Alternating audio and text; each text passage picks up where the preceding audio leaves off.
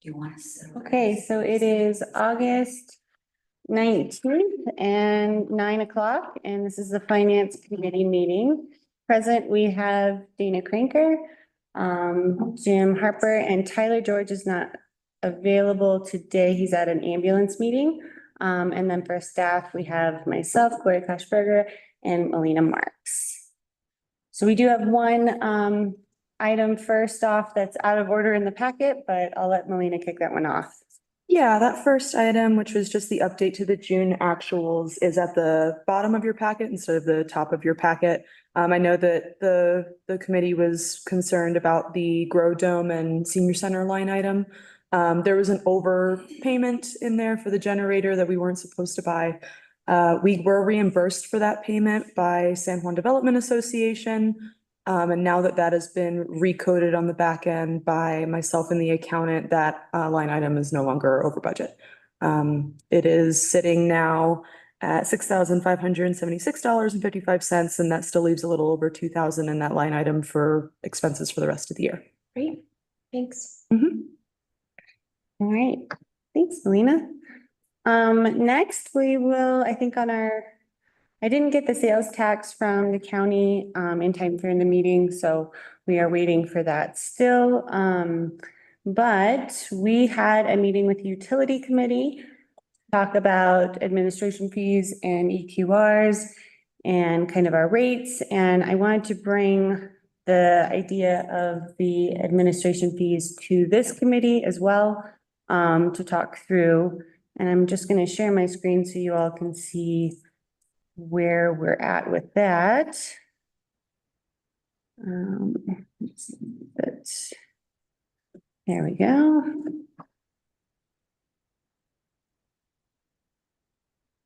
I wonder if I can present. Well, all right. So Can you guys see? Do you want us to move it a little bit? Let's see. Do that. we actually have this. A little bit more. So thank you.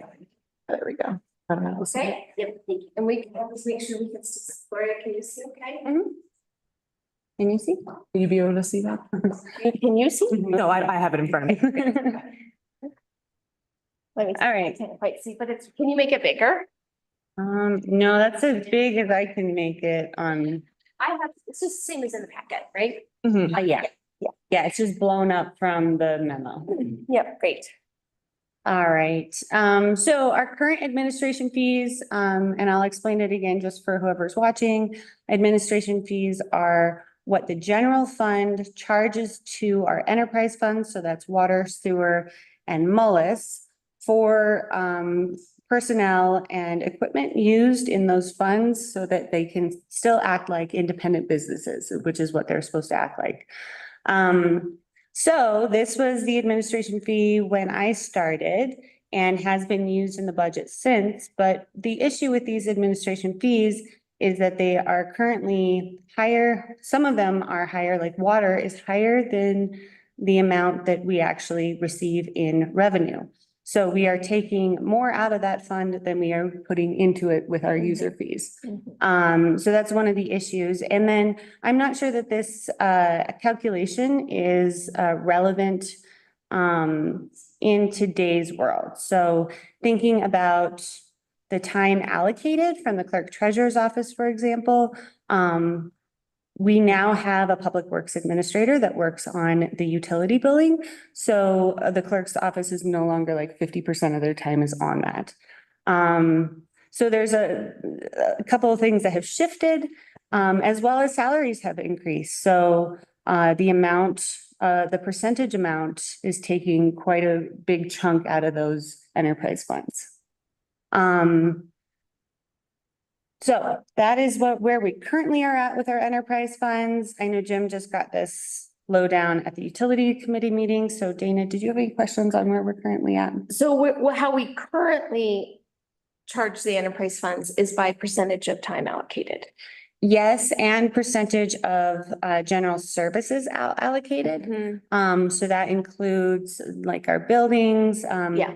it also includes like the bond principal. And so last year we took out Columbine Park Yeah. because didn't It didn't feel make like that sense. was Yeah. very fair to charge those two for Columbine Yeah, Park. it makes sense if we have equipment that services those services. If Exclusively, we yeah. have buildings, you can charge a portion of that. It's housing the staff that is working on those services. But yeah, I think we can fine tune this. Mhm. Yeah, so I don't have any questions on how we're doing it now. Okay. All right, and so in your packet, I have a couple of examples of options for how to charge for our administration fees. So these are two really widely accepted kind of ways that people charge. And so the first one is the percentage of time and resources. And I kind of played with those percentage to see, you know, what was really applicable to today's setting rather than what we used to use. And the issue with the percentages is we don't have that exact amount of percentages on what we are going to use for, you know, water versus sewer, and public works time. So this is all an estimate because it is a budget. Yeah. And so in the Yeah. utility committee meeting, we talked about, you know, tracking everyone's time so that we can have that estimate, but it is going to change every year. So you Mhm. kind of have to go off of an estimate. Mhm. Does that make sense? As you can see, these different columns, you have like let's go with the purple column for water. So we have 20% of public works time, goes to water. And then we don't have parks and facilities on that one because they don't support the water. And then general services, we did 10% of our general services. So that would include our postage. It would include some of the bond principal that we have, but not all. Because Some we of the would, bond principal relates to those enterprise funds. it does, but at the same time, like, we wouldn't not have a loader if we didn't have water service. Right, We would still have a loader. yeah. So how much you want to actually have the water pay for that loader, is, you know, like, Yeah. honestly, we didn't feel like maybe like 2% of that Yeah. can go towards Yeah. water. But, that's kind of how we looked at this. And then I gave you different percentages of each of those. Is there any other staff time in general services, Go back. like clerk time or administrator No. time? No. No, that is, so you're looking at public works and parks and facilities on those two. And do you feel like that's accurate as far as your time and Melina's time? Not charging anything to those funds? Well, I mean, we could charge some to it. But what our main goal of this is to get those administration fees down. Because we cannot go with that high amount Right. It's moving unsustainable. forward. Yeah. So, I mean, it is all an estimate. And then, Even given the time that the clerk's office does put into it, I think for the sake of trying to get this under control, I'm fine with it saying that we're not. That way Steve can kind of take it over, but then if he still needs support from the office downstairs, we can still give that, but we don't need to charge anything to. Yeah. I mean, I think it kind of goes back to like, what's the intention? I think you brought up, Gloria, the first piece, which is these funds are unsustainable and they're unsustainable on multiple levels. One piece of that is the amount of administrative fees being charged to them. And I was kind of thinking historically, like, why has it turned out this way? You know, like what was happening historically? Was it that the general fund really was low? I mean, when you're budgeting these kinds of things, it's not like anything nefarious is going on. It's just like you're trying to figure out where do we allocate these resources and how do we support them best with the staff we have, with the stuff we have, and then knowing that we need them to be solvent, especially when we're talking about these funds. So I think this is really timely that we're thinking about this. And I think we also need to think a little bit into the future of sort of what are the long-term implications of making these adjustments to the general fund or to the enterprise funds, because these were set at this rate at one point for a reason. We may not know historically why that reason is. and we can see now that they're not sustainable. But I think always keeping in mind over the course of time, like which one is gonna grow the fastest and which is gonna kind of create a scenario in the future that does or doesn't make sense. So, okay, yeah, so general services in this first example does not include any other staff type. Right. Okay. Right, and so as you can see, then that reduces the admin fees for each of those significantly. So if we go back to the other one and you go Mhm. to water, for example, in this option one scenario is 139,000 in administration fees as opposed to the previous one, which was 357,000. Mhm. Right, a significant change. Yep. So that's The total here is 538, 244, and up above the total is 670. right. Yeah. Okay. Right, so it does reduce the amount coming into the general fund. But the general fund, I mean, we can recover costs in the general fund by, making cuts and Yeah. as long as it feels fair to everyone. Yeah. I think we should consider making cuts in the general fund to accommodate Yeah. less admin fees. Well, and it's kind of a roundabout way. We say all the time, sales tax revenue doesn't directly support enterprise funds because we need to charge for services to support those funds. But at the same time, if our sales tax revenue is higher in the general fund, it gives us some cushion to charge lower administrative fees. Yes. Yeah. Yes. Yes, and there's restrictions on how much the general fund can give a enterprise fund. Right. But Even there's, as a charge, what's that? even as an administrative charge? So the general fund charging, so there's restrictions on how much Oh, the general fund can Yeah, yeah, give an enterprise fund. yeah. But there's not restrictions on how much an enterprise fund can give the general fund. Right. So like the enterprise fund could charge the general fund 100%. I mean, it would be a terrible idea, but there's not like legal restrictions. Yeah, gotcha. Right. Well, yeah. So it's kind of like a subsidy, but it's not a subsidy. Yeah, By reducing admin Right. fees. It's just making sure that we're charging an appropriate rate to support these funds with the staff that we have. And then option two is a different way to think about admin fees, and it's a percentage of the revenue generated. And this would ensure that we don't overcharge our enterprise funds because we would only be charging it by a percentage. And that percentage is usually the 25 to 35%, which is kind of a generally accepted labor to revenue ratio. So that's another way to think about it as well. And that's broken down here with Moelis, water, sewer, and doing we either did the 20, 25%. Refuse is a lot lower because we have a contractor that takes over the majority of that.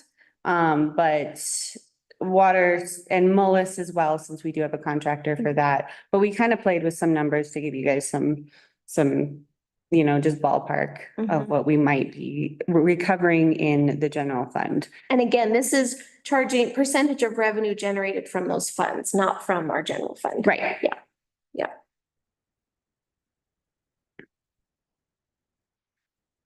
And so when we talked with, any questions on that one? Jim, I've asked a lot of questions. Sorry. Do you have any questions? I do not thus far. We had a 2.5 hour meeting on Wednesday about this. Yeah. You're thoroughly in the mix of this. Yeah. Okay, I'm gonna stop sharing so I can get back to my screens. But basically, let me go back here real quick. Oh no, where'd it go?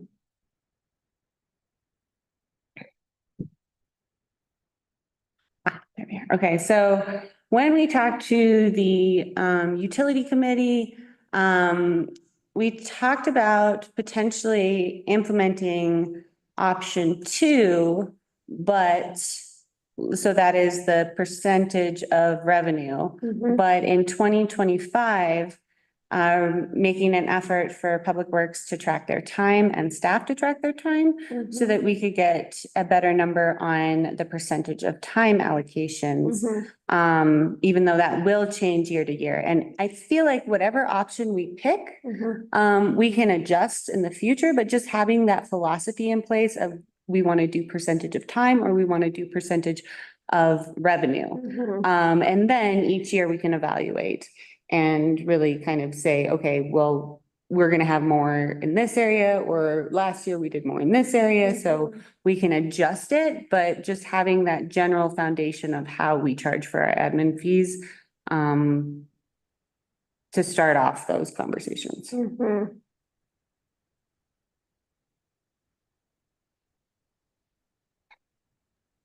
I mean, at the end of the day, it's very clear we have to change these rates. This is not sustainable. So this is one piece of the dial that we can adjust. Yeah, so here, I'll pull that up real quick too, because we do have good visual for that one. Go ahead while I'm pulling that up. And I think, so that's the first piece. Like this is, we've talked to the community about how there are multiple things we need to look at when we're looking at these enterprise funds not being sustainable. One of which is going to be reviewing our rates and rate increases. Another of which is exactly leverage to address the deficit. Thank you, Gloria. So I think all of those things are incredibly important. I guess a question I have for you, if you guys talked about it in the utility committee or with staff, is the town board last board cycle, and then I think going now, has made a strong investment in staff. And I think we've really seen the returns on that investment with the capacity that we have, less turnover, the grants that we've received. We're seeing a lot of really positive things, I think, come out of that investment in staff. That investment also has influenced some of these rates, because if we've been charging a percentage of time and, you know, rate salaries have gone up and we've equalized that, then that obviously has affected it. So my question is, if we charge the percent of revenue, which to me seems like a little bit more conservative approach to managing this, because it always guarantees that we're not overcharging the fund, is that sustainable for like our staff and personnel budget? Does that question make sense? It does. I think I go back to, it depends on the philosophy that we want to put in place. So if we want to put that in place as far as the percentage of revenue goes, then we are accepting the fact that if we increase our salaries at some point down in the future, then we are not recovering the full cost through those enterprise. Which isn't necessarily a bad thing. Right. These are perfectly fine, acceptable ways of doing it. I think the thing that I'm struggling with a little bit right now is that we already know that our revenues collected are not accurate, right? Like we have to collect a certain amount of fees to have a base level of services, right? To keep the lights on, to make sure the toilets flush, and ultimately to replace some of our systems. And so if we're doing a percent of revenue, and we already know the revenue is much lower than it really needs to be to support those services, maybe in the long run, as that revenue number changes, it's the right philosophy. But in the short run, is it the right philosophy? And maybe in the short run, it's okay because the general fund revenue is okay. And maybe I'm making this too big for you all, because in reality, we only need to decide for the next year. Yeah. You know, because admin fees should be evaluated every year. Yeah. So if we think about it in that shorter time frame, does that help you in like thinking like a little less anxiety about what you're putting in place right away? But more towards creating that foundation of a philosophy on how we actually charge for those, and then reevaluating that every year.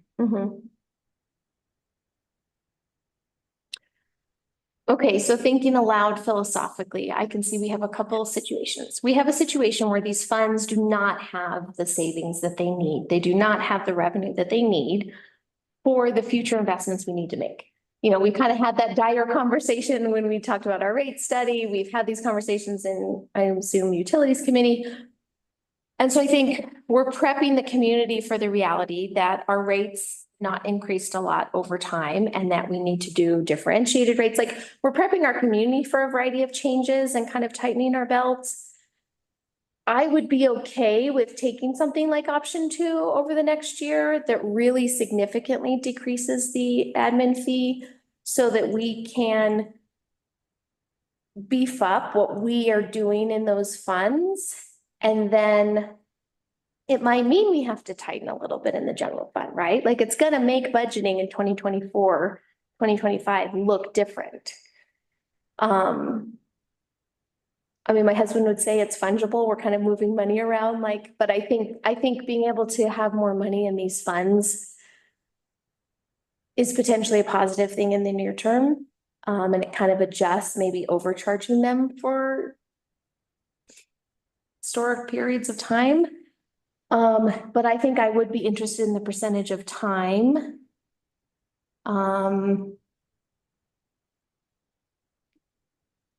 In the future. I like option 2 because it doesn't ever overcharge the funds. What I'm worried about with option 2 is that I think our revenue is ultimately too low. And so therefore, is it going to put us in a not accurate situation in the future? But I'm okay in the near term working with option 2 because I think it could be useful in the near term to charge those funds less. Does that help? It's not super well articulated philosophy. Jim, do you have anything? You're much better with articulating this. So anything to add here from the Utilities Committee or philosophy on either of these approaches, near or long term? I don't know about me being articulate, considering your husband said fungible, and what I said was robbing Peter to pay Paul. So Same thing. definitely not more eloquent. One of the big issues that we discussed on Wednesday, and those in the audience that were there could buy this. One of the big issues with regards to, you were talking about revenues being generated and coming in over 30%. I think it's 37. I think that's the number off the top of my head. I don't have my notes in front of me from Wednesday. 37%, just go with that, of our taps don't work. Our meters. Or Meters. they are misreading. Either way, that's lost revenue. So the sooner we get those repaired and reporting correctly, that's found revenue, and any losses, I really believe that with the 15% across the board increase that we had discussed, and that was approved unanimously on the utility board, plus correcting those misreading meters, I think we're going to make a huge dent into the issue that we're facing, which is revenue and money's coming in. So yes, a lot of this discussion is really, really good. And going back even further, when we had Chris, who was absolutely terrific and provided that excellent spreadsheet, some of the information, although it was very good, very informative, had a ton of numbers, in my mind wasn't completely accurate because the data is not accurate. And we discussed the chicken and the egg scenario, because you have money coming in, but it's not the accurate amount of money. You have money going out to the different entities. We're not having accurate reporting. We don't have Melina said it correctly, that we have the taps that are not functioning correctly are paying the bare minimum. Is that correct? Meters, but yes. The meters, yeah. Meters, sorry. Yeah. So right there, because we have to charge them something, right there you have the issue of not accurate reporting revenue, and money's not coming in. So we can argue this all day long. going back and forth, and I don't mean in a mean or malice way, but we as a town, we as a utility have to get those meters working properly in order to get the money generated to pay the different entities and allocate those different funds elsewhere. It is really good to have that information. When some of it's inaccurate, it helps, but it doesn't help completely. And I don't know. I can go on, but I would hate to bore you. No, that's great. That's really helpful context, Jim. Thank you for that, especially because I wasn't at the utilities committee. Okay, Yeah. so question, if we're talking about this, I know we're talking about administrative fees here, but I do think it's important to put the context of ratepayers and revenue that those funds collect as part of this discussion. So the non-functioning meters are around somewhere between 35-37%. At this point, At this we point. hope to get those down as soon as Steve can prioritize those after he gets the lead compliance completed, which should be in October. Yeah. And then from October on, hopefully we can have him focus on the meters and get it down to about 15%. Hopefully Yeah. by January is our goal. Yeah, okay, so we have that piece. Is it an accurate statement to say that even if the meters are not reading, those customers are still paying a base rate? They are still paying a base rate. If we can't get a read, then I enter the base rate. But the problem that Jim was discussing from the utility committee is that there are ones that have multiple units, Right. multiple families, but they're running on one meter, and I can't enter a reading that they got last time because that's not legal. I have to just charge the base rate. So then it's like a multi-unit space Yeah. that's certainly using more than the base rate that is getting to pay the base rate. Yeah. So it's not fair. In our meeting, we talked about, and so I do want to keep us on admin fees. Yes, yeah. Because these are all levers that we're pulling. So understanding all of them, I think is important, but we cannot wait for our system to be perfect in accuracy. We are striving for that at the same time while addressing these other areas, especially we do need to address the admin fees. They are too high. And I've said that for the last 3 years that they are too high. And I feel like they are subsidizing the general fund. Yeah. $700,000. Yeah. So I mean, it's just, we have to address the admin fees, no matter what we do otherwise. And then we start with the admin fees and we start looking at our capital improvements and we plan for addressing the meters.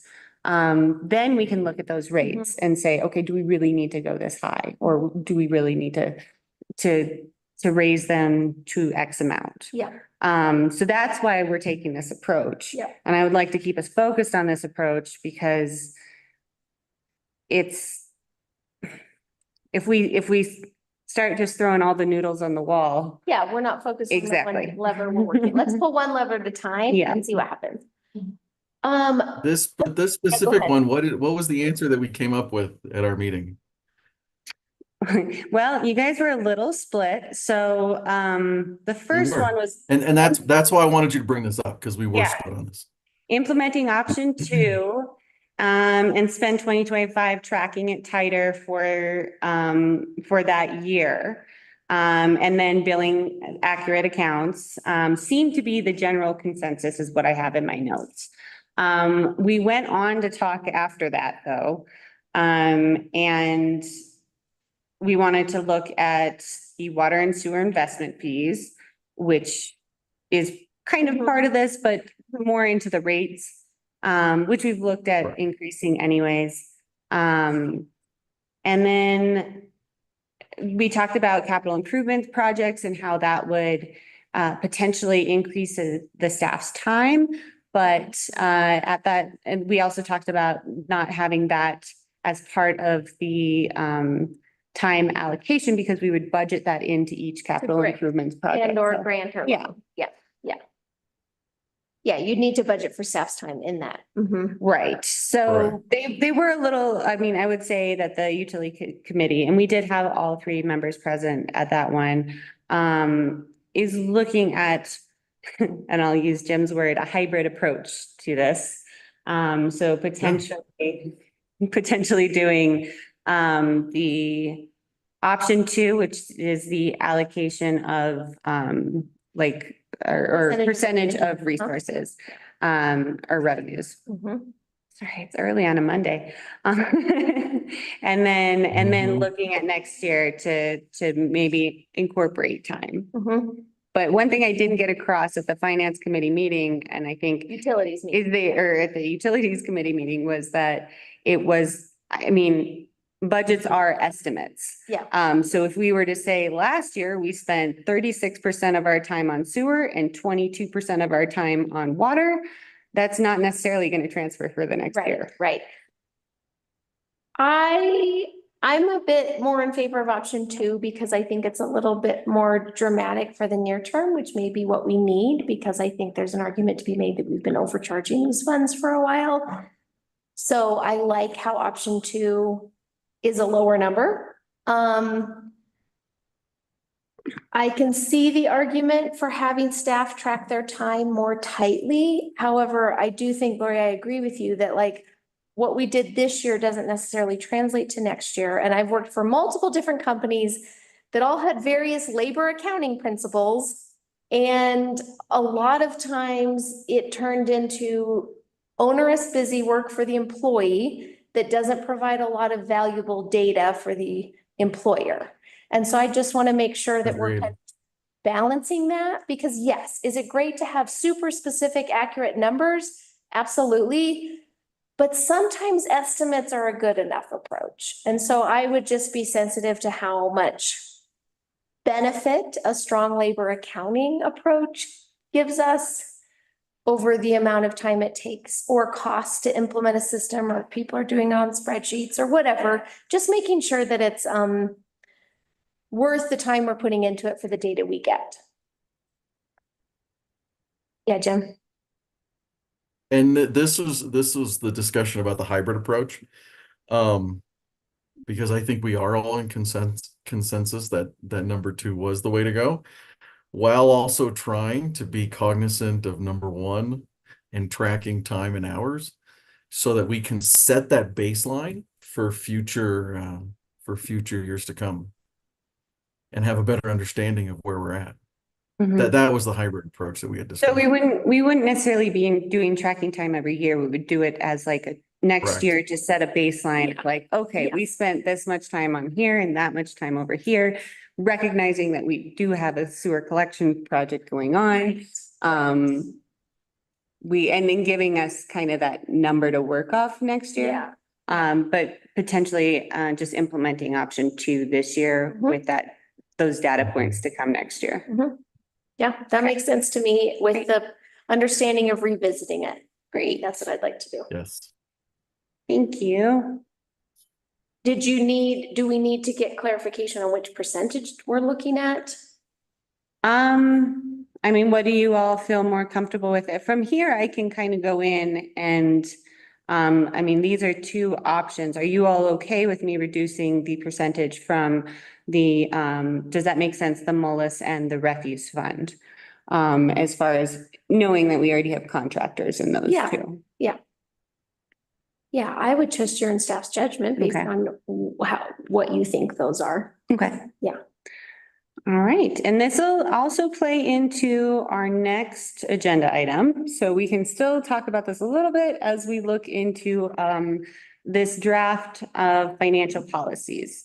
Which is amazing. Well done being a financial director for this period of time. Well, so let me give you a little context to this. When I started in 2021, I knew we needed something. I knew we needed purchasing policies at least. So I came up with purchasing policies, kind of fresh and not really knowing the organization yet, but needing something. And this is also, these documents are also really valuable for grants and loans. So whenever we apply for a grant, they'll ask us like a copy of our purchasing policy, which has been adequate, but I have been wanting to refine it for a really long time. I may have been talking to Melina about it, like, well, it just doesn't serve us to the level that it needs to. I've been here for 3 years. I think we can be a lot more intentional in our purchasing moving forward. So this Town of Silverton Comprehensive Financial Management Policies takes purchasing policies, it takes a grant policy, it takes the reserve policy, and it takes like administration fee policy and puts it all into one comprehensive document. I did receive like the base of this from Pagosa Springs, but also really tweaked it for us. Because there's just things that we do that Pagosa doesn't and Pagosa does that we don't. So that's where this came from. And when our last conversation last week talking about, or last month, talking about, coming up with that reserve policy, I didn't want to do another separate policy, I wanted to kind of roll it all into one. So I'll share my screen for this one and we can walk through the draft document, but initial thoughts? Right direction, wrong direction? I absolutely love this. Jim's giving thumbs up. I think we have needed this Oh, for. yeah. I didn't know this is what we needed, but I was like, oh, this is exactly what I've been looking for because it gives us so many principles and guidelines for how Yes. we spend our money. Because how we set our budget is our biggest policy document that we create. And so I'm gonna be a little kitschy in marketing and I'm gonna list 5 guiding priorities that stood out to me as we think about this financial document. And I know Gloria, yours is very like professional and neat. But I thought of a couple things. I thought of, okay, when we're thinking of financial management policies, what are we thinking of? First and foremost, it's keep the lights on, right? It is meet our financial obligations to keep our services running. That second thing is invest in our people. So maintain staff capacity and retention. And I think we've seen how investing in our staff has decreased turnover, increased capacity. And when we don't do that, it can cost the town and taxpayers thousands of dollars, like we've seen in not implementing the rate. So keep the lights on, invest in our people, take care of what we have, which is planning for asset management and capital improvement plans. Be prepared for the future, which is like keeping the reserves at a good level that is fiscally responsible and also attentive to spending back in the community what we're collecting, and then fund the master plan, which is like when we have extra, what things can we take on and tackle? So I really liked thinking about it in kind of those terms. You kind of have that in there, but those are my kitschy ways of thinking about it. Keep the lights on, invest in our people, take care of what we have, be prepared for the future, and fund the master plan. Great. So that's my communication piece. And in going through this, it really will help me develop out the budget too. And just have these clear lines of policy in place for how we manage our finances. So I did put a couple of objectives for it. So I know you have your goals. This is what we kind of put for objectives on here. Do you agree with these? Guide the Board of Trustees management policy decisions that have significant fiscal impact. Set forth operating principles that minimize the cost of government and financial risk. Employ balanced and fair revenue policies and provide adequate funding for desired programs. And to maintain appropriate financial capacity for present and future needs. This whole document really helps address our master plan item of spending our money wisely. So ensuring that legal use of financial resources through effective systems of internal controls. So that's something that Melina and I really strive for. As far as when we get audited and make sure we have all the proper documentation for that. So, you guys are okay with that first page? I'm going, well, Anne's great. She always helps me with the stuff. Getting it moved over. So looking at this, we did some general budget policies, and I think where I wanted to talk to you all is this emergency reserves is keeping that 500,000 in emergency reserves set aside interest-bearing account. And then if the reserves are spent down, then we would make a plan. This just like solidifies that if we spend down, then we'll make a plan to rebuild. Yeah.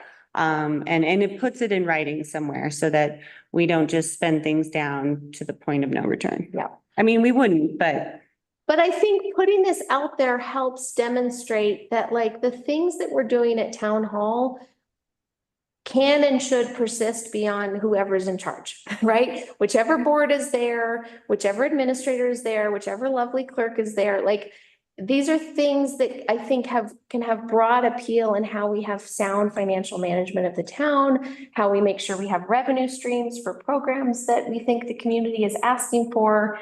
And this puts it all in one place. So it's not like, oh, what was so-and-so's agenda? Or what was that town administrator really trying to make happen? Or what was that board working on? It puts it all in one place where it's really transparent and clear. And I think that's excellent.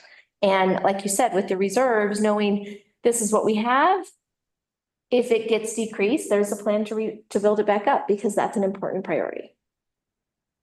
and then that goes on to number 11 too, with the fund reserves. So the town will maintain adequate cash reserves in order to reduce potential need for borrowing or service reductions during period of economic downturn.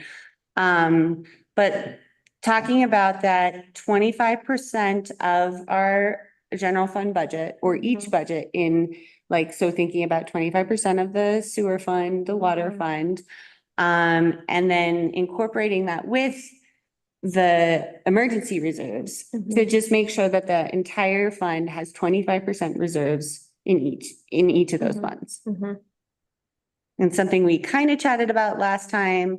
But when I went back to look at like what the ideal reserve policy is, really that 25% really stuck out at me. And it makes sense because if we were to say, we want to keep $1 million in reserve all the time, that's just really not practical. And that's a lot of money that could go back into the community potentially. So that 25% I think is a good number. And it also adjusts with how our budget might adjust, right? Like we've had decent economic times, but if things change, that we would have to adjust like what we're spending. We'd have to change our budgets. We'd have to tighten our belts.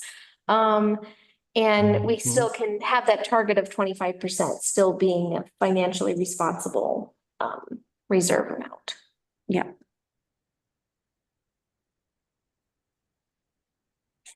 All right. Jim, did you have a comment on that one? No, I like it. I agree. Yeah, the And 25% will fluctuate with what we have in the bank. I totally agree. excellent. Okay, great. So that kind of covers what we talked about last time, just in this first page, but then it goes into community grants, and that's our nonprofit requests. So I put the language here, the town of Silverton may provide grants to qualified nonprofits or community organizations that provide services within the town dependent upon excess revenue available from the previous fiscal year. So that was something we kind of talked about as far as nonprofits go.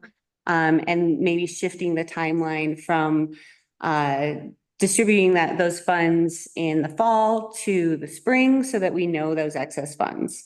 And then if we do come up with a program of revenue in and allocate it out, then we should probably amend this at some point. But are you guys okay with that, that first definition to start off with? Again, I think this all depends on like the other stuff later on. Like I was really keen to see the capital improvements piece in here. I was really keen to see the asset management piece in here because I think before we're able to invest in additional organizations, no matter how beneficial they are, and many of them add huge value to our community, we still need to make sure we're taking care of what we have.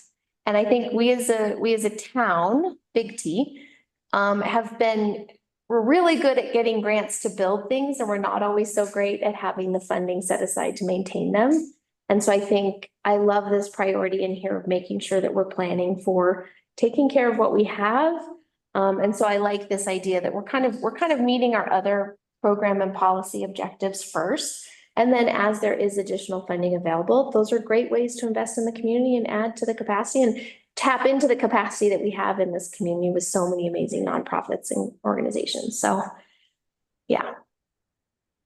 And then I did put partner organizations in there as well and put a definition that we worked on last year as far as regional state professional organizations.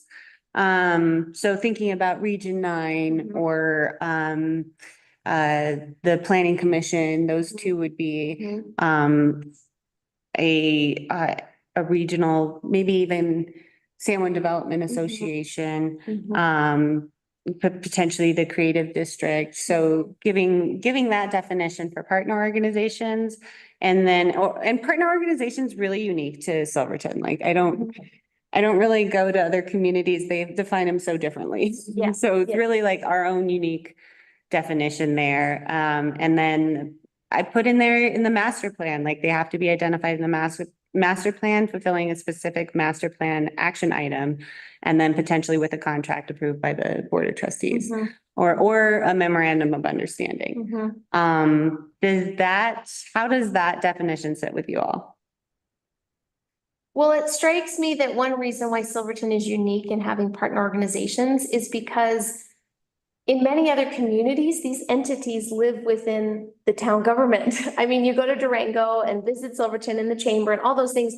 That's where like creative districts sit, or, you know, San Juan Development Association maybe wouldn't be a totally separate nonprofit. Like in bigger or different communities, many of these organizations live within the government structure. And we're kind of fortunate and unique in this community where we have so many amazing people that lead really amazing organizations that add a lot of capacity to town. So it makes sense to me why we would have something like this, and also why we might fund it at various levels, because in another community, that would probably be a staff person at the town. I think a question I have is kind of when we think of like, we have several groups right now that fit into the part that are currently kind of partners. And they're more of kind of how the town supports events in town. So that could be like ski joring, that could be like, I mean, 4th of July is different, but I think of like ski joring, where it's an event that the town would like to support and sponsor in a variety of ways. And I don't totally see them as like a partner organization according to this definition, but like where in our budget would there be some level of town support for something like that? Or what kind of support we give to Iron Horse or, you know, the various events that happen that are kind of keystone events for the community, the town has had a relationship with for years. I wouldn't define them as partner organizations. Okay. According to this definition, but I'm kind of thinking like, well, where would they fit? Or a contract for summer sounds. I mean, I'm hearing you speak and thinking maybe we even need a new category of events.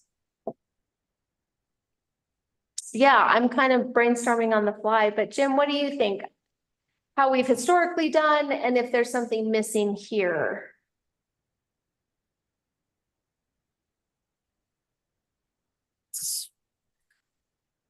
We can come up with a word salad for it, but I mean, I kind of like it the way it's written, but I can completely understand that maybe we want to define it, do a deeper define or more specific definition for these partner events. And maybe that's a bullet point under here is events. Yeah. Or maybe it's under community grants, because if we think about it, like a number of the nonprofit requests that we've gotten have related to events getting put on. And so maybe it's just part of the community grants. And if we have extra funding, then that can happen. And if we don't, then it changes the nature of that relationship. I don't know. I like the definition. Yeah, go ahead, Jim. No, I agree with you. I agree with your statement. the sticking point for me is partnering with organizations and having the organizations being held accountable. But also these organizations need to be providing something back to the town, whether it's revenue through taxes, whether it's bringing actual people to town, again, which affect revenue. I have a hard time throwing good money after bad towards entities that may not be actually producing for the community at large. I just have I personally just have an issue with that. I have an issue with that in my own life or in business. And I think the town finances are the same. We want to partner with organizations and entities that provide a gooder service for the whole of the community and generate revenue as well. Obviously, that's long-winded, and you guys can clean it up. See, I'm not very eloquent, but that in my mind, that just sticks out in my mind. Because it's great to throw money at these feel-good projects, and I've said this 100 times before. This is nothing new. I like the feel-good projects as much as the next person, but is it the best way we're spending money? I don't know. Yeah, I don't disagree with you, Jim, because I think, again, as we've had surplus revenues and we've done small grants over time, those can be really beneficial. And at the same time, if that turns into $60,000 every year, that can be put in a capital improvement fund that can go towards building something, creating something, like Yes. building an asset that lives beyond the current year. And so Correct. I think this is why we've struggled in this category, because all of these things are good. None of these things are bad, right? None of these things are bad organizations or bad entities or bad events or whatever. They're all really good things. And we also have to be strategic in how we spend our money. And if we spend a little bit here and a little bit there, it adds up to a significant chunk of change that can really invest in town assets. So I think the tricky part with the partner organization, I think you were getting at, Jim, is sort of like measurable impact. Mm-hmm. And I think there, it kind of goes back to, well, what are we measuring? Are we measuring revenue generated for the town and sales tax? Are we measuring like quality of life for community members and locals? Are we measuring visitor experience? Are we measuring? I don't know. And so I think, I like that. Something- What is a yeah. measure? what's the measurable impact? And I don't anticipate you all to solve this now, because we Yeah. did talk about this definition going to the board in a work session so that we can all Yes. brainstorm that together. Yep. I just wanted to get your initial thoughts here. Yep. This document, I don't anticipate being adopted until we have that definition. So, but I like your thoughts here, and I can use them for the work session.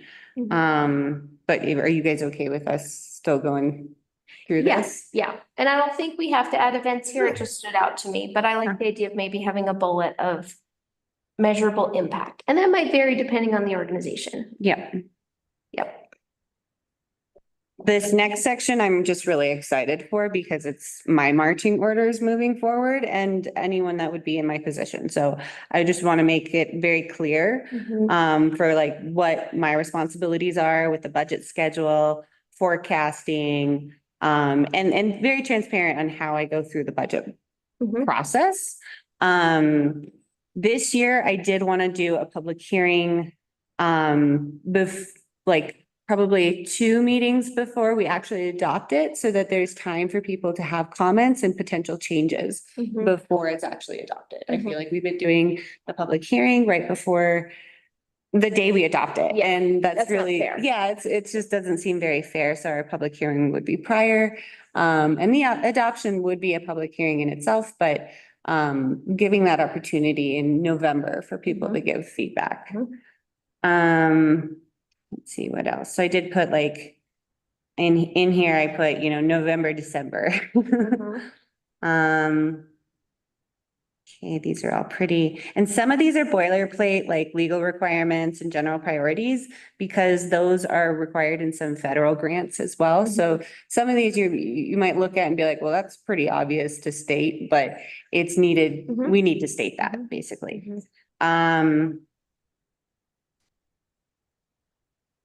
This is a clear procedure for budget adjustments and amendments. And this is what we've been following if we do a budget.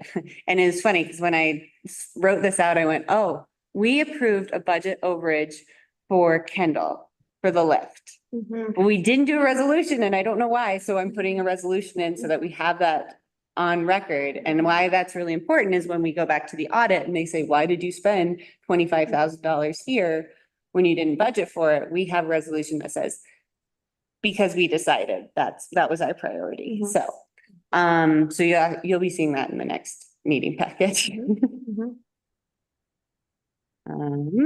And then there's some language here on Tabor. Now, the town was de-Bruced, so we can retain more than, I think it's 5% of our revenues or 10% of our revenues. And we are in compliance with that. And this section is really important for grants because they always ask if we've been de-Bruced or not.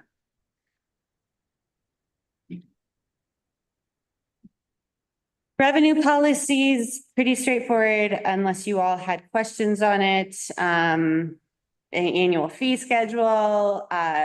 We put in here general fund fees. Basically thinking that, it's not taxes, like we don't have taxes that you guys can raise or without voter approval. So we put in here like a policy just on fees. And the last one says adopted fees will go into effect in a timely manner for residents and businesses to adjust. So we will strive for that in the future.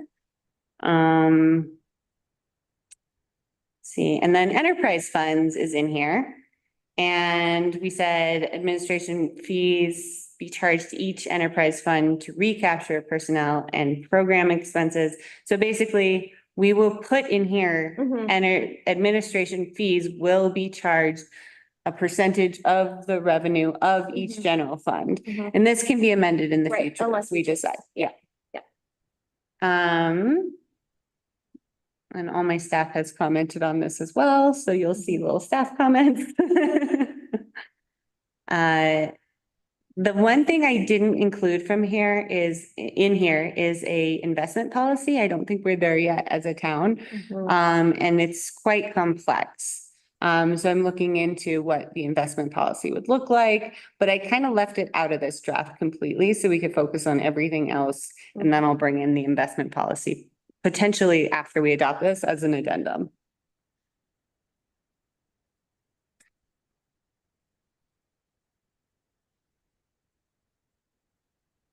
I had a question about the do not restrict revenues. Are we there under the operating? Yep. So a question I had was sort of like,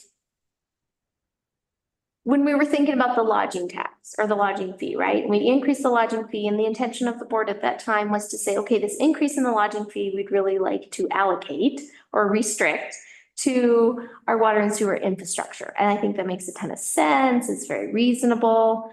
But is that an example of kind of we're restricting discretionary revenues and like, what's your sentiment about that approach? Well, and I would argue that those aren't discretionary revenues. So those are specific revenues. So we're thinking of this to me would be any kind of tax that we're getting in that we don't already have a resolution in place of where it goes. So let's say property tax. So we get $300,000 in from property tax. We're not going to say that can only fund a certain thing. Fees are different though. Fees I think are different. And that's why I put normally earmark those. But I think of the taxes as more of a discretionary revenues, but fees are set revenues. And they're kind of charged to tackle a specific. Right. thing. Yeah. Right. Okay, great. And I can clarify this a little better in the future. I mean, I think I was just curious.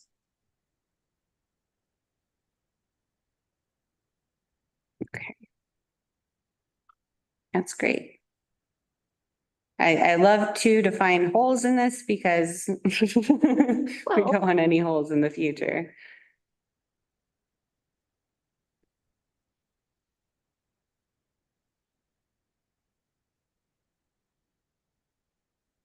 It's number 8, actually. Just doing a little.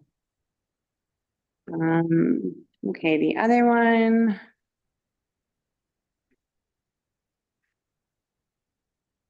See.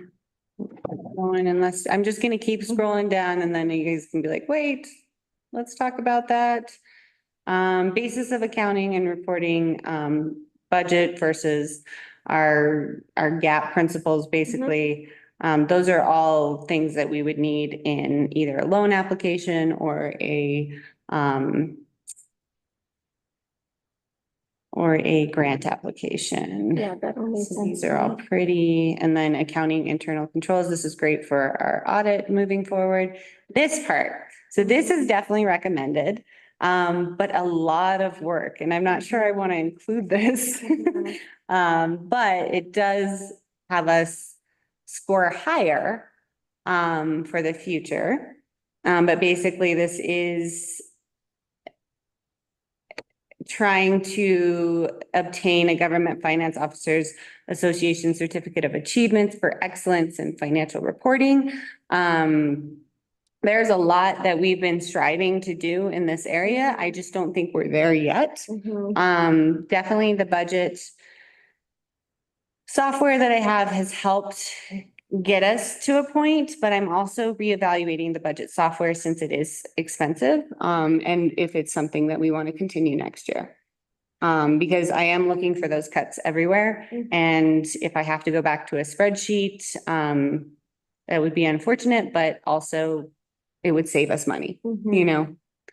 To me, the thought in my mind is this feasible when we don't have a dedicated finance director? It is very difficult when you don't have a dedicated finance director. And I think we could say that we will strive, but, because it does look really good on grant applications, but at the same time, I don't see us doing this for the next 5 years at least.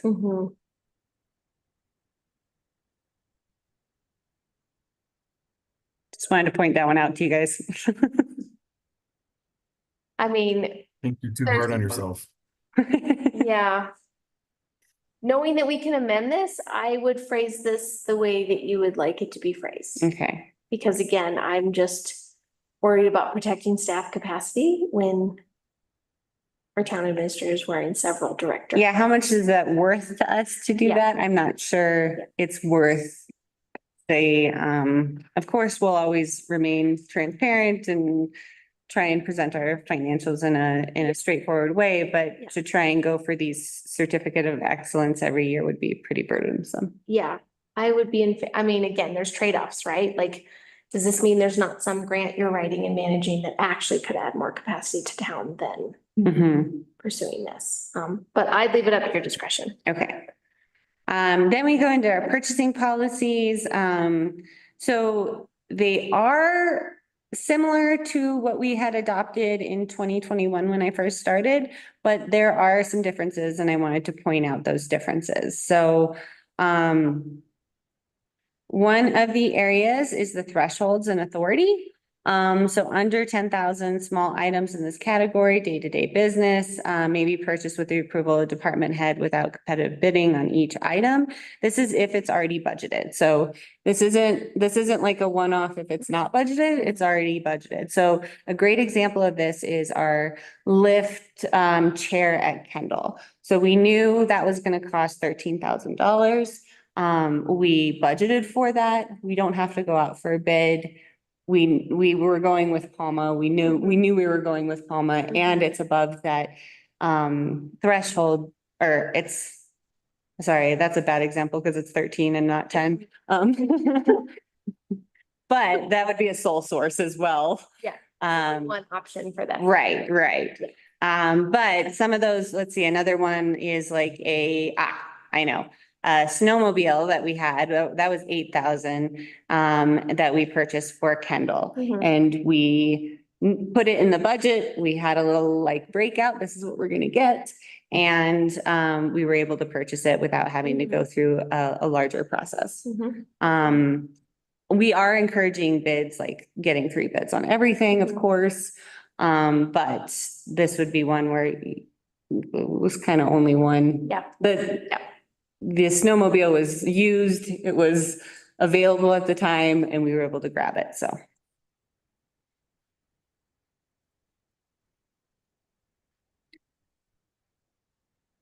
And so the limits are a little different than our original purchasing policy. I And then thought it used to be 5,000. it was 5,000, yeah, and that's why I wanted to point this out, that it's 10,000. And how that sits with you all.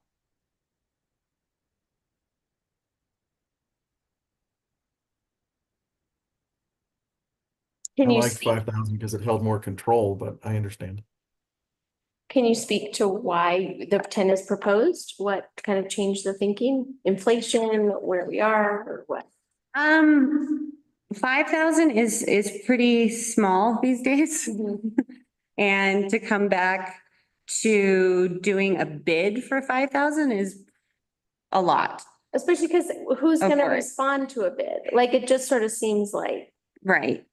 yeah, yeah. Mhm.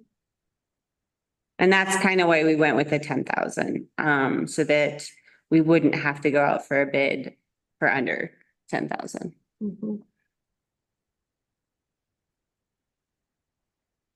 The 5,000 to 10,000 for a bid has not been happening, Mhm. to be completely honest, and that's kind of why we cut it out. Mhm. So in this definition, a bid is considered a purchase. It's considered what you cut out there. You said a bid is considered what? I said in this definition, a bid is considered a purchase. Did I cut out again? No, I'm just trying to break down what you said. So bid is considered purchase. What do you mean by that? Well, in the old definition, and the reason why it was set 5,000 was that employees, anything that they could purchase up to 5,000 on their own. And if anything over $5,000, they'd have to go to a department head or you directly to get that approval. Yeah, and we can put in those 5, if you guys are more comfortable with the 5,000, we could have that they have to go to me, with anything over 5 to 10,000. Well, I think what the change here is, Jim, is that if it's, they still have to have approval of a department head. The big change here is that you don't have to have a competitive bid. So if it is previously, if it was If it's over 5,000, you'd have to go for a competitive bid for something over 5,000. Here, you still have to get approval, but you don't have to go for a competitive bid if it's under 10,000. Is that? And it still has to be an item that was budgeted for. Right. It's still not an out of budget expense, even if it's under. It has to be under 10, and it has to still be something that we were aware of. And, It wouldn't be outside of what was budgeted. right. I'm not being the fly in the ointment. I'm just trying to Oh, better no. understand the definition. Yeah. And if there's something else you'd like to see here too, we could put that in. Good. The other part of this is the authority. So appropriated items, that means we've budgeted for them, like construction contracts, change orders, purchases. This would take out some of the contracts that you would see in your consent agenda. That was up to 100,000. So if we were to contract with, let's say Clarion for an additional, and it was approved by the board early on or something, additional $10,000 worth of work, I would be able to sign off on that. Mhm. Right, it's budgeted. There's not a way in here where we're passing through unbudgeted large Right. expenses. Mm. Like that's not, this purchasing policy doesn't allow for it, or even a bunch of unbudgeted small expenses. It controls that. Mhm.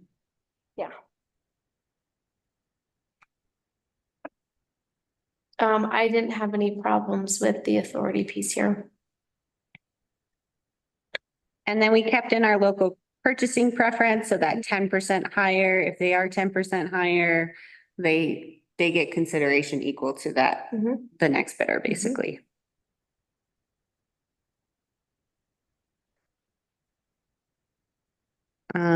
We did some bid guidelines, since we did change our RFP, RFQ, a lot of this information is in those RFPs, RFQs, Mhm. so it's good to have them in your purchasing policies as well, so it's consistent.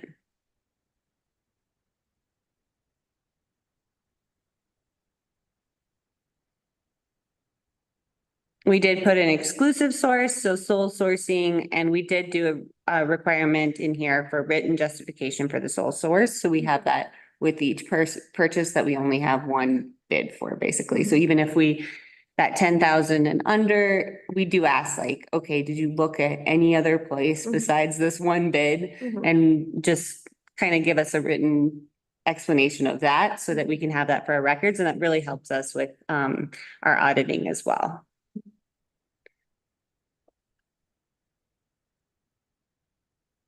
And then I was curious if you all had thoughts on the emergency purchases.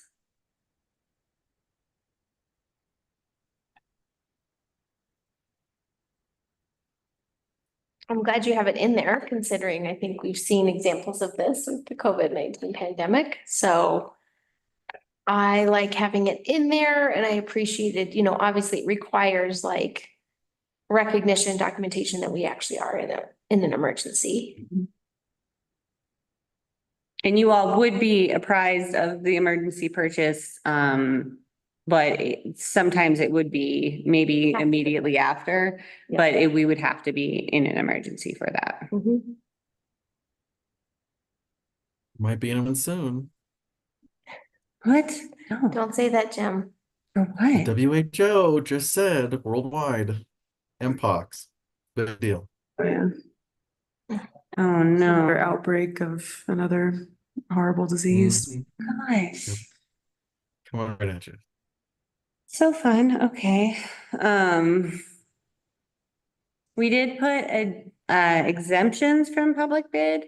So I wanted to walk through these with you in case you had any Mhm. questions. I think one of the ones that was a little nebulous, but I can explain, is the procurement for work that is performed and paid for by the days the work progresses.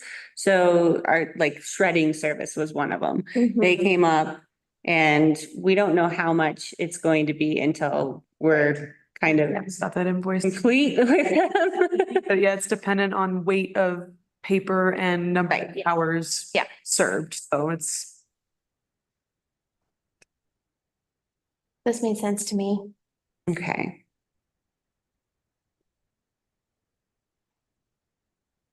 And then we are still kind of looking at this personal property sold, and seeing how that would be exempt. That was in another purchasing policy and we want to see if that applies to us or Mhm. not. So we're still researching what's highlighted here. Is Clayton reviewing this? Yeah, so he hasn't finished reviewing it yet, so that's why some things are highlighted for his, Yeah. his consideration here. Mhm.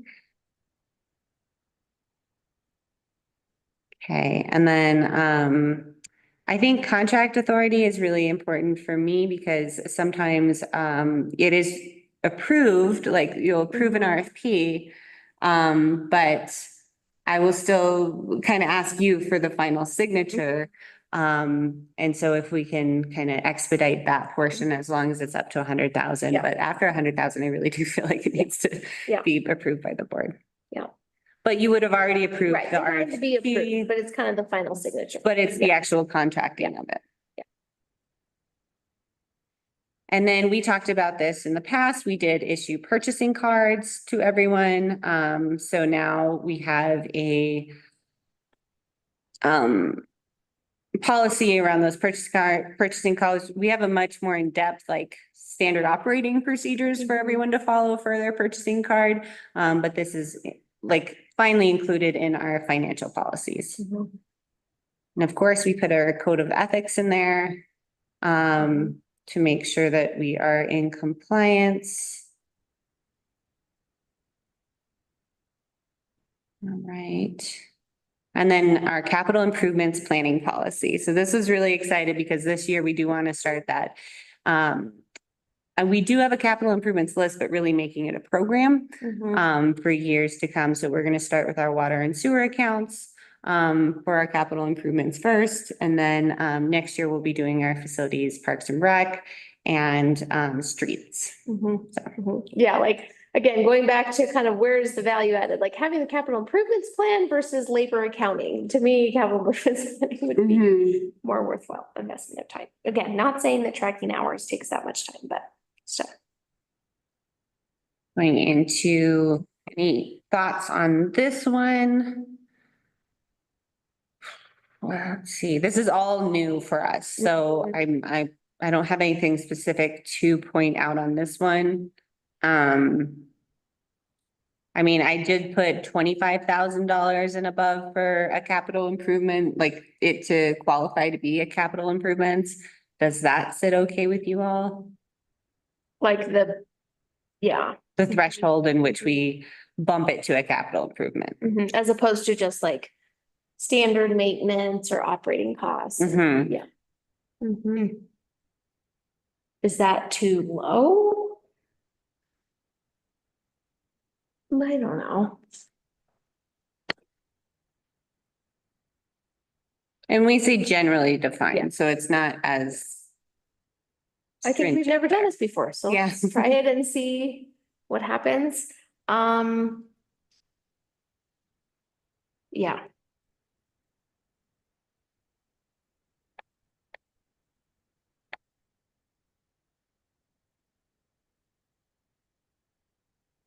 Okay, just gonna keep scrolling until you guys say stop. Okay. So then I did a debt policy as well, which is really helpful for me if we all have agreements on our debt policy moving forward.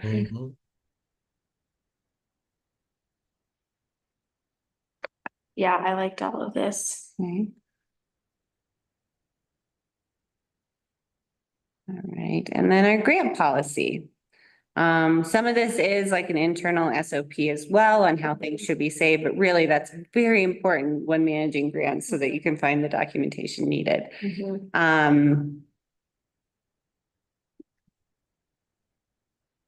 Think,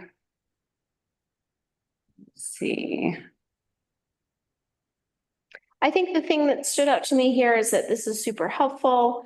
And I think also keeping a philosophy of like maintaining our ability to be nimble. I think that's what's really unique about Silverton and maybe why we're doing more than the town of Cleveland. Is just keeping that ability to be nimble and be like, oh, comes out, this really fits our priorities. Let's go for it. And so making sure that we have that good balance between internal administrative requirements and being nimble to respond to opportunities. And I'm hoping that this document, we can kind of review it over the next couple of months as we're doing some budget planning. So not going for adoption of the document right away, but to just It's a guiding document. kind of gut check it as we go and be like, oh, wait, maybe we should tweak this as we go because this is in conflict on how we normally do things as the town of Silverton, and then not adopting this until maybe November, so that we have some time to test it out a little bit. But if you all are okay with it, I'll kind of use this as my guiding document to start the budget on. With these assumptions in here that they will be policy. Yeah. Let's see, there was something in here about the granting. Let me find where it was. It was about staffing. Where was it? I thought there was something in here that kind of said maybe I'm wrong. I thought there was something in here that said something to the effect that like, if we can't already fund the position in our current budget, we wouldn't go after the grant. Yes. Let me find that. Line item was Is that, that? okay.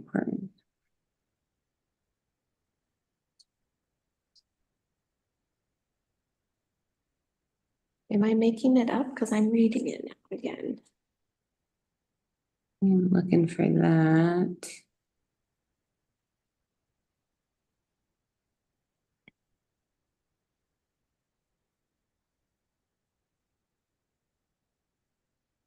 Hmm.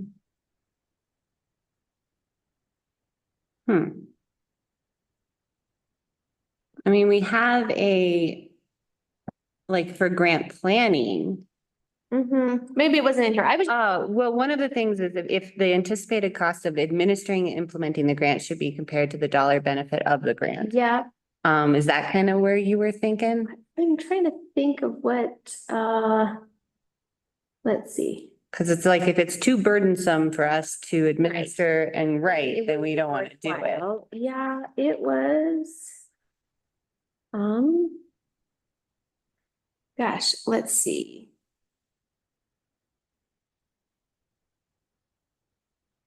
Maybe I'm totally making it up. I just wanted to make sure that, we have opportunities where if a grant comes along that has an administrative ability in it or fee, you know, where we can actually fund staff time with it, that even if we don't have that staff on board at town hall, we have the option to pursue that grant. Because I think like Ann Chase's position is a great example, right? Of being able to bring someone on, fund them with a grant, and then realize how that kind of can add capacity and bolster our ability to really implement programs, deliver services, pursue additional funding. And so I'd hate to preclude us from that, right? I can't remember why I thought that was in there. So maybe I'm totally making it up. I've put a note to double check it to Yeah, make sure that we don't. I think there can be totally legitimate times where we bring someone on funded through a grant in a staff position. Okay, So I don't know why. I think I am making that up. well, that is the entire financial management policy. As it is right now, am I missing anything that you all can think of besides our investment policy, which I'm still working on?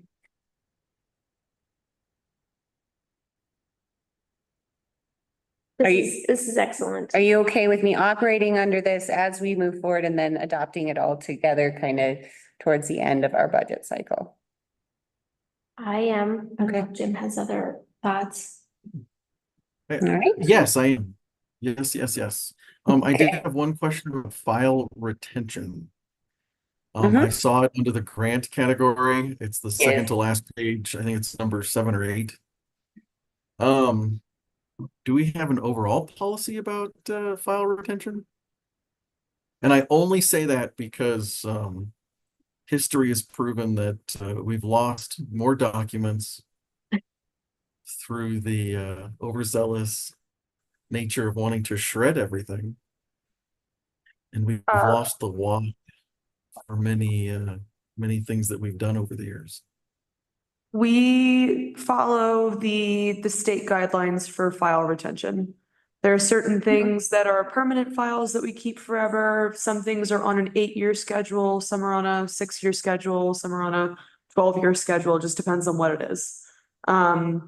Technically, employee files are only supposed to be retained for, I think, a decade, and I have some boxes downstairs that are due to be destroyed, but employee files have come in handy.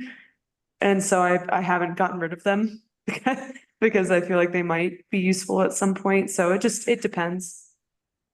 But usually we just follow state guidelines for retention of other files. Thank you. And in there, the 3 years is best practice for grants and what a federal grant would want to see us demonstrate in an application.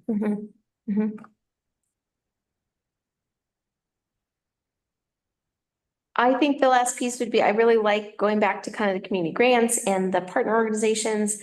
I think that's a sufficient level of explanation with maybe some of our comments added in about like measurable impact or contribution. I do think we're still gonna need maybe like a separate policy around how we would award those community grants if we have additional funds. And I'm not totally sure what the policy would look like around partner organizations, but it feels like we need a policy. Mhm. Yeah, and like, I mean, just the, for example, we have the purchasing cards, we have a full policy behind Yeah, the exactly, purchasing card. exactly. Like, there's all kinds of policies Mhm. behind the things you have in Mhm. here, so that'd be my one. Yeah. But I love this and I feel like it helps all of this great capacity live beyond our brains. Awesome. Well, that is what I had for you all today. Thank you for taking the time to review all that. I did want to make a quick point for those who were in the audience earlier and have left. If you are listening to the recording, I just want to say, we should have had some comment from you at the beginning. We don't typically take public comment at committee meetings, but I think we could have had a little discussion depending on what agenda item you were here to attend. So I apologize that we didn't hear your comments and I appreciate that you came in person. Feel free to email any of us on the committee if you'd like to share anything more in person. Hey, Dana, I'm really glad you brought that up. It was the community input that really drove the thoughtful back and forth with staff, with the community, and with us. I really like the format that we were able to have that give and take and have those conversations. And I know it was discussed at that meeting that potentially we asked the question of the trustees at the beginning of each of these subcommittee meetings, if having that public comment between and an ongoing discussion is welcome for each individual meeting. I don't know if we did that today, but I know meetings like this, it is helpful. Sometimes it Yeah. is, sometimes it's not, but I really would like, especially if there's folks in the audience, to be able to have that option. Yeah, I totally agree, Jim. I think it was an oversight today. Again, not knowing kind of timing of what topic area folks were interested in, but I think maybe if we consider the idea of at the beginning of committee meetings, if there is public in attendance, that there can be a public comment period. And then again, these are less formal than our Board of Trustee meetings, that we may have that opportunity to have a bit more of a dialogue, because like we said, we're here in this capacity, but there are many in our community members who are even more experts or have more on the ground experience with the variety of things that we're discussing. And we would be remiss to not learn from that experience and expertise. So again, I apologize that we didn't create the space for that in this meeting. And I think going forward, we should think about that more diligently. So, yeah. Thank you. Thanks. And the last meeting, they did contact me directly to see if they could be on the agenda. So I recognized them in the last meeting. This meeting, Right. I wasn't contacted Right. prior. Yeah, and I think we've had that before where we've had folks who have requested to be on the agenda. So I think it'd be worth maybe discussing procedurally about how we want to go, because again, in many instances, that free-form dialogue can be super helpful, and there also can be instances where it could be abused and really stymie the Right. town business that needs to happen as well. So I think finding ways to work through both of that. I trust our community. They're good folks. They're not working to stymie us. All right. Yeah, great. Okay. All right. And that is all I have. It is 10:29 and we can adjourn this meeting if you all are okay with that. Great. Thanks. Great. Thanks, Jen. Have a good day. Thanks, guys. Have a great day. You too.